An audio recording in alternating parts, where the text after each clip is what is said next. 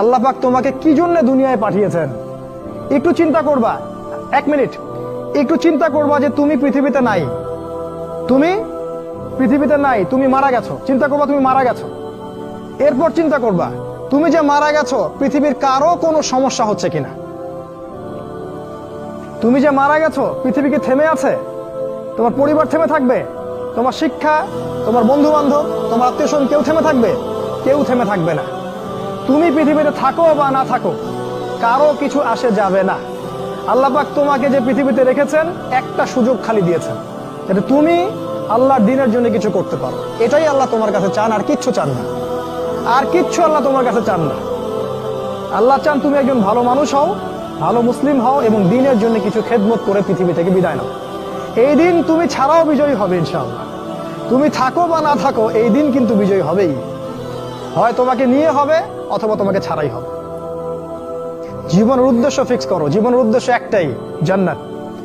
জান্নাত পাওয়ার জন্য যা করা দরকার তাই করতে হবে। কোরআন হাদিস মেনে চলা থেকে শুরু করে আমল করা, আদব আখলাক সবকিছু এর মধ্যে চলে আসবে ইনশাআল্লাহ। আল্লাহ পাক তোমাকে পথ দেখাবেন। আগে তুমি জীবনের উদ্দেশ্য ফিক্স করো।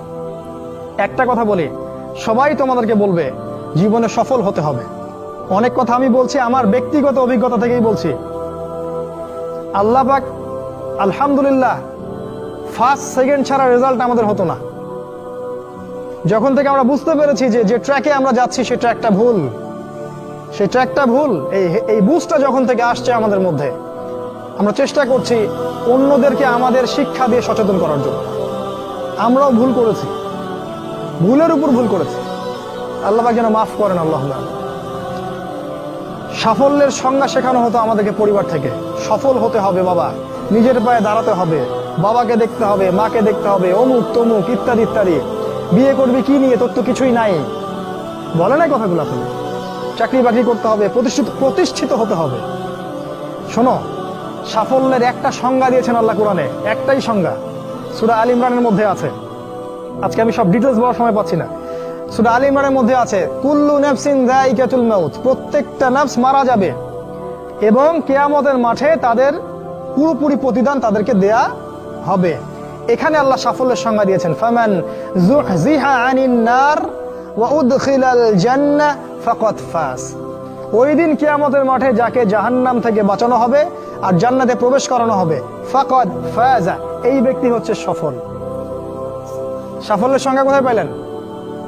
যদি আমরা জাহান্নাম থেকে বাঁচতে পারি প্রত্যেক ব্যক্তি এবং জান্নাতে যেতে পারি, সেই সফল।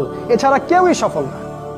এই পৃথিবীর কেউই সফল না, কেউ না। সে যত বড় রাষ্ট্রনেতা হোক, পণ্ডিত হোক, বিজ্ঞ হোক, পণ্ডিত কে হয় হোক, যার দাপটে সারা বিশ্ব কাঁপে, এও সফল না যদি না সে জান্নাতে যেতে পারে। কিন্তু একজন এই ভ্যান চালক, এক রিক্সা চালক, এক আমার ওই গরিব চাচা, ওই কৃষক, সে যদি হিসাব দিয়ে জান্নাতে যেতে পারে, সে সফল। তিনি সফল, তিনি আল্লাহর কাছে পছন্দের বান্দা। অতএব জীবনের উদ্দেশ্যটা আগে ঠিক করে ফেলো, এটা প্রথম কাজ। দ্বিতীয় কাজ, তোমাকে জ্ঞান অর্জন করতে হবে। দ্বিতীয় কাজ, কিসের জ্ঞান অর্জন করবে? যে জ্ঞান তোমাকে আল্লাহর দিকে নিয়ে আসবে সেই জ্ঞান অর্জন করতে হবে। কোন কোন সাবজেক্ট পড়তে হবে তোমাকে? তোমাকে প্রথমত কোরআন পড়তে হবে, তেলাওয়াত করা শিখবে, অর্থ জানবে, আরবি ভাষা শেখার চেষ্টা করো, কোরআনের আদেশ মানো, নিষেধগুলো ছেড়ে দাও এবং কোরআনের দাওয়াত মানুষের কাছে পৌঁছে দাও। কোরআনের দাওয়াত মানুষের কাছে পৌঁছে দাও এবং কোরআনের বিধান বাস্তবায়নের জন্য আল্লাহর পথে চেষ্টা করো। আর কি সাবজেক্ট পড়তে হবে? তোমাকে হাদিস পড়তে হবে, রাসূলের হাদিস, অসংখ্য হাদিস, এগুলো পড়তে হবে তোমাকে। আর কি পড়বে? ইসলামের ইতিহাস তোমাকে পড়তে হবে। ইসলামের ইতিহাস জানবে না তাহলে হীনমন্য জাতি হবে। তুমি জানবেই না তোমার এই বাপ দাদারা ছিল সিংহ পুরুষ, তুমি এটা জানবেই না। তোমার শেকড় যে এত সিংহ পুরুষ দিয়ে ভর্তি, তুমি জানোই না। এজন্য হীনমন্যতায় ভোগো, মনে হয় যে আমাদের কেউ নাই, আমরা এতিম। জি না, আমরা এই বিশ্ব শাসন করেছি 100 বছর আগেও। 100 বছর আগেও এই পুরো বিশ্ব আমাদের হাতে ছিল। এখন যা দেখছো এরকম অতীত এরকম ছিল না। একটা ওমরের হুঙ্কারে সারা বিশ্ব কেঁপে যাইতো। এক আলী রাদিয়াল্লাহু আনহু যদি জিহাদের মাঠে হুঙ্কার দিতেন, সমস্ত কাফের হৃদয় একদম দরদর করে কাঁপতে থাকতো। আমাদের সিংহ পুরুষ বাবারা দাদারা এরকম ছিলেন। আমরা এত হীনমন্য জাতি ছিলাম না। আজকে আমরা আমাদের পরিচয় ভুলে গেছি। ইতিহাস পড়তে হবে তোমাকে। আর কি পড়তে হবে? ইসলামের অর্থনীতি পড়বে। অর্থনীতি জানো না, তুমি হালাল হারাম বুঝতে পারবে না। ওরা তোমার সাথে প্রতারণা করে এমন হারাম ঢুকিয়ে দিবে তুমি বুঝতেই পারবে না এটা হারাম ছিল। ইকোনমিক্স পড়তে হবে, খুব ইম্পর্টেন্ট সাবজেক্ট এই জামানার জন্য।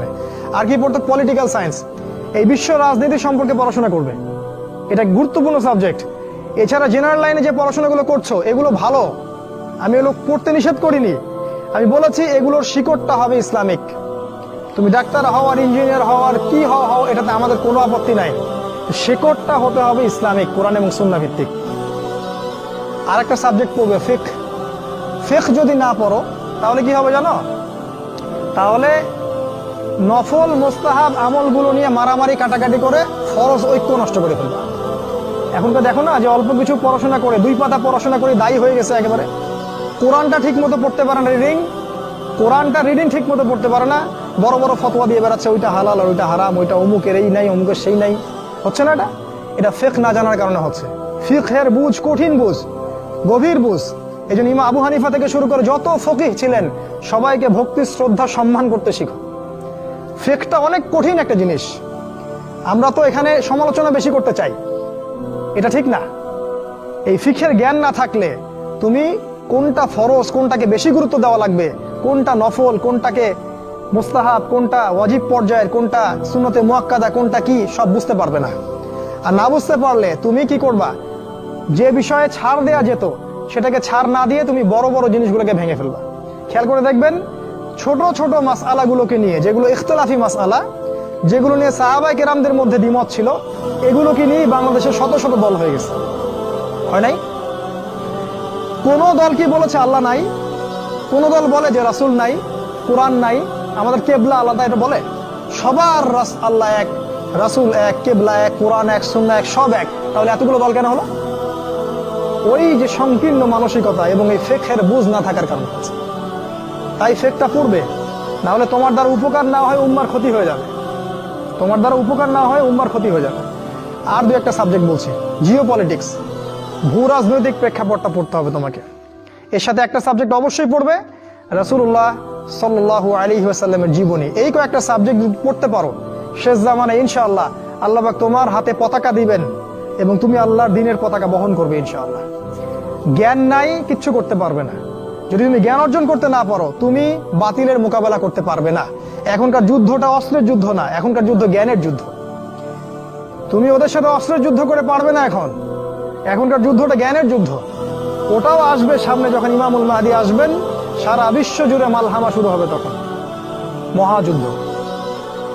এই ফিজিক্যাল স্ট্রেংথ নিয়ে, মেন্টাল স্ট্রেংথ নিয়ে, ইমানের স্ট্রেংথ নিয়ে পারবে না। জ্ঞান অর্জন করো, কারণ রাসূল সাল্লাল্লাহু আলাইহি ওয়াসাল্লামকে প্রথম আল্লাহ আদেশ করেছেন ইকরা, পড়ুন পড়ুন পড়ুন। জ্ঞান নাই, সমাজ সংস্কার করতে পারবে না। এটা 2। 3 নাম্বার হচ্ছে জ্ঞান অনুযায়ী আমল করতে শেখো দ্রুত। যতটুকু জানলা আমল করতে শেখো, আগামীকালের জন্য ফেলে রাখবে না। আজকে যা শিখেছো আজকে আমল করো, রাসূলের সুন্নাহগুলোকে গুরুত্ব দিয়ে করো। যেখানে ইসলাম প্রশস্ততা দিয়েছে সেখানে প্রশস্ততা প্রদর্শন করো, যেখানে প্রশস্ততা নাই সেখানে ওটাই মেনে চলো।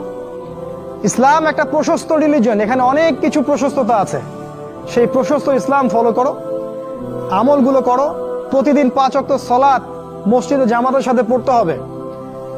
যখন তুমি রমাজান মাস পাবে সওম রাখতে হবে, যাকাতের সম্পদ আসলে যাকাত দিবে, মানুষের সাথে ভালো আচরণ করতে শিখো, উম্মাহকে ঐক্যবদ্ধ করতে শিখো, কোরআনের জ্ঞান অর্জন করো, সুন্নাহর জ্ঞান অর্জন করো এবং জানা অনুযায়ী আমল করে তুমি তোমার নিজের ভিতরে একটা পরিবর্তন নিয়ে আসো।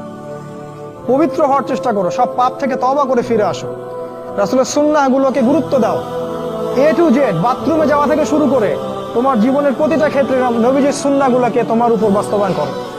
নিজের উপর সুন্নাহ নাই, তুমি সমাজে সুন্নাহ বাস্তবায়ন করতে পারবে না।